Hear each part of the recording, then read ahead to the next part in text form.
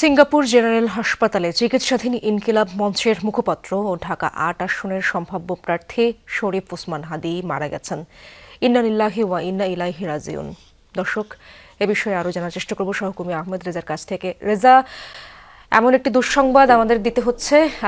পুরো দেশ অপেক্ষা করছিল কোনো একটি ভালো খবর আমরা তাদেরকে দিব, কিন্তু এই দুঃসংবাদটা দিতেই হচ্ছে। হাদি তো ভেন্টিলেশনে ছিলেন, কখন লাইফ সাপোর্ট খুলে ফেলা হলো এবং কিভাবে কি হলো জানাবেন আমাদেরকে। ইশরাত, পুরো দেশবাসী আসলে দোয়া করছিলেন পুরো হাদির জন্য। শরীফ ওসমান হাদী অর্থাৎ ইনকিলাব মঞ্চের মুখপাত্র এবং নেতা, আসলে সেই সকল দোয়া শেষ পর্যন্ত তো আসলে ব্যর্থ হয়েছে। যেটি হচ্ছে হাদী, শরীফ ওসমান হাদী, সেটি তিনি আর ফেরেননি। অর্থাৎ বাংলাদেশ সময় রাত 9:30টার দিকে আসলে তার লাইফ সাপোর্টটি খুলে ফেলা হয়েছিল এবং সেটি আসলে নিশ্চিত করেছেন তার চিকিৎসক, যিনি বাংলাদেশের পক্ষে ছিলেন, ডাক্তার আব্দুল আহাদ। তিনি আসলে তেমনটি জানিয়েছিলেন এবং পুরো দেশবাসী নিশ্চয়ই এই সংবাদে বিমর্ষ। এবং আমরা তো সবাই দেশবাসীর যেই কথা আমরা শুনছিলাম, মূলত সবাই শরীফ ওসমান হাদীর জন্য দোয়া করছিলেন দীর্ঘ সময় ধরে, তার সেজন্য ফিরে আসে সবার মধ্যে আবারও, এবং তার যেই বক্তব্য, তার যেই মানুষের পাশে থাকার যে কথা, সেগুলো যিনি তিনি আরও একবার বলেন। রাজনীতির মঞ্চে মানুষের জন্য কথা বলা, দেশের জন্য কথা বলা, সেটি যেন বলেন, সেটি আসলে হয়নি।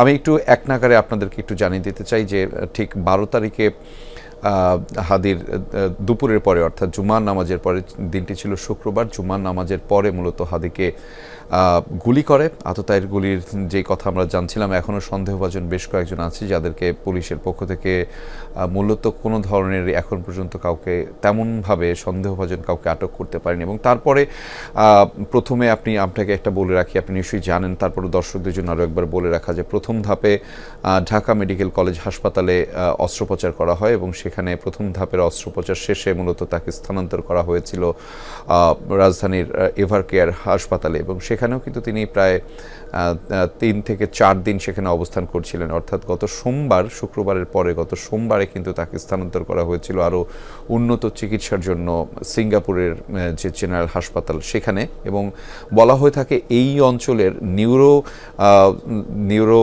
সার্জন বা নিউরো যেই সমস্যা রয়েছে, সেই সমস্যার জনিত সমস্যার সমাধান হিসেবে এই সিঙ্গাপুরের জেনারেল হাসপাতালটিকে সবচাইতে বেশি সাফল্যমণ্ডিত ধরা হয় এবং সেখানেই হাদিকে সর্বোচ্চ চিকিৎসার মাধ্যমে দেওয়া হয়েছিল। আমি একটু চিকিৎসকদের বরাত দিয়ে বেশ কয়েকটি তথ্য দর্শকদেরকে জানাতে চাই যে চিকিৎসকরা কিন্তু গুলি লাগার পরপরই জানাচ্ছিলেন যে হাদির গুলি লাগার পরে তার যে ব্রেন স্টেমটি রয়েছে, সেই ব্রেন স্টেমে কিন্তু সেই আঘাতটি করেছিল। অর্থাৎ একটি ব্যাপার আমি আপনাদেরকে একটু জানিয়ে রাখতে চাই যে ইশরাত, যে গুলির ধরনটাই ছিল কিন্তু কানের সামনের অংশ থেকে, অর্থাৎ এই আমরা যেখান থেকে দেখছি সেটার সামনে থেকে যদি লাগে এবং সেটি সরাসরি গিয়ে ব্রেইনে আঘাত করেছিল এবং তখন থেকেই কোনো না কোনোভাবে তার ব্রেনটি আর কাজ করছিল না, সেটি কিন্তু বারংবার চিকিৎসকরা জানিয়েছিলেন এবং তাকে ভেন্টিলেশন সাপোর্ট বা কৃত্রিমভাবে তাকে শ্বাস প্রশ্বাসের মাধ্যমে রাখা হয়েছিল, সেটি কিন্তু বারংবার চিকিৎসকরা জানিয়েছিলেন। এবং সেই যে চিকিৎসকদের যে কথা, সেটি কিন্তু ওনারা বলছিলেন যে হাদির অবস্থা সংকটাপন্ন। এবং আপনি জানেন গতকাল রাতেই কিন্তু প্রধান উপদেষ্টাকে সিঙ্গাপুরের পররাষ্ট্রমন্ত্রী তিনি আসলে ফোন করে যে তিনি সংকটাপন্ন অবস্থায় রয়েছেন শরীফ ওসমান হাদী, সেটি কিন্তু জানিয়েছিলেন। ফলে সেখান থেকেই বোঝা যাচ্ছিল অনেকটা ব্যাপার যে তিনি যেই অবস্থায় রয়েছে সেই সংকটাপন্ন অবস্থা থেকে কতটুকু ফাইট ব্যাক করতে পারবেন। বিশেষ করে তাকে যে এই শুক্রবার থেকে আজকে পর্যন্ত, আজকে মূলত বৃহস্পতিবার, এই 12 থেকে আজকে 18 তারিখ, প্রায় 6 থেকে 7 দিনের এই জার্নিটাতে তিনি কিন্তু অসংখ্যবার সংগ্রামের মধ্য দিয়েই করতে হয়েছে। অর্থাৎ তার যে শারীরিক সংগ্রামটি ছিল এবং চিকিৎসকদের সর্বোচ্চ চেষ্টাটিও ছিল তাকে আসলে ফিরিয়ে নিয়ে আসবার, সেটি হয়তো ব্যর্থ হয়েছে এই মুহূর্তে। এবং ব্যর্থ হলেও পুরো জাতি কিন্তু দোয়াও করেছিল তার ফিরে আসার জন্য। সেটি সকল কিছু ব্যর্থ করে হাদী বিদায় বলেছেন। তবে হাদির যেই কথা অনুপ্রেরণামূলক এবং সেটি অনেকেই কিন্তু গত কয়েকদিন ধরে সোশ্যাল মিডিয়াতে বিভিন্নভাবে ছড়াচ্ছিলেন, বিশেষ করে তার জ্বালাময়ী বক্তব্য যেটি দেশ নিয়ে, মানুষ নিয়ে, সেগুলো কিন্তু বারংবার তারা বলছিলেন।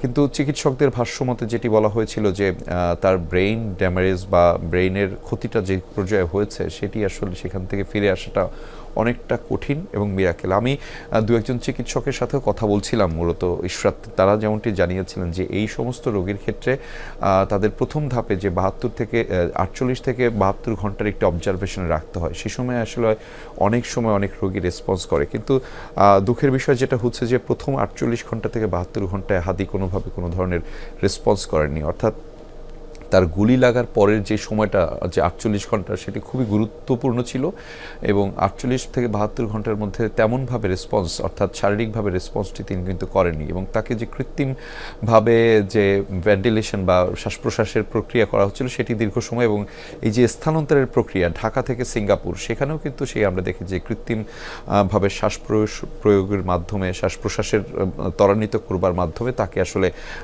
স্থানান্তর করা হয়েছে, এবং সেখানে উন্নত চিকিৎসার জন্য সর্বোচ্চ চেষ্টা করা হয়েছে, এবং বলাও হচ্ছিল সরকারের পক্ষ থেকে যদি সিঙ্গাপুরে সম্ভব না হয় তাকে যুক্তরাজ্যেও যেন পাঠানো হয়, সে কথাও কিন্তু বলা হচ্ছিল। কিন্তু সবশেষ সকল প্রচেষ্টা এবং সকল চেষ্টাকে ব্যর্থ করে দিয়ে হাদি আমাদেরকে বিদায় জানিয়েছে।